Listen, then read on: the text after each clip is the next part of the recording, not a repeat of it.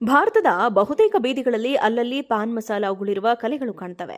ಆದರೆ ನಮ್ಮ ಜನರು ಲಂಡನ್ಗೆ ಹೋಗಿ ಅಲ್ಲಿಯೂ ಅದೇ ಕೆಲಸ ಮಾಡ್ತಾ ಇದ್ದು ಅಲ್ಲಿನ ಜನರು ಬೇಸರ ವ್ಯಕ್ತಪಡಿಸಿದ್ದಾರೆ. ಅಷ್ಟೇ ಅಲ್ಲದೆ 12,000 ರೂವರೆಗೆ ದಂಡ ವಿಧಿಸುವಂತೆ ಮನವಿ ಮಾಡಿದ್ದಾರೆ.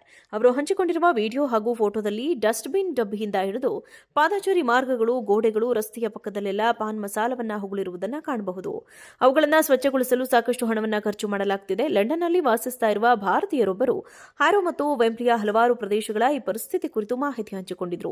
ಜನರು ಪಾನ್ ಉಗುಳುವುದರಿಂದಾಗಿ ರಸ್ತೆಗಳು ಕೆಂಪು ಬಣ್ಣಕ್ಕೆ ತಿರುಗಿವೆ. ಈ ಪ್ರದೇಶಗಳನ್ನು ಸ್ವಚ್ಛವಾಗಿಡುವ ಅಗತ್ಯತೆಯ ಬಗ್ಗೆ ಮಾತನಾಡಿದ್ರು. ಸ್ಥಳೀಯ ಪಾನ್ ಅಂಗಡಿ ಮಾಲೀಕರು ಸಹ ಕಳವಳ ವ್ಯಕ್ತಪಡಿಸಿದ್ದು, ಕೆಲವು ಗ್ರಾಹಕರು ಅಜಾಗರೂಕತೆಯಿಂದ ಉಗುಳುವುದನ್ನು ತಮ್ಮ ವ್ಯವಹಾರದ ಮೇಲೆ ಪರಿಣಾಮ ಬೀರುತ್ತದೆ ಎಂದಿದ್ದಾರೆ.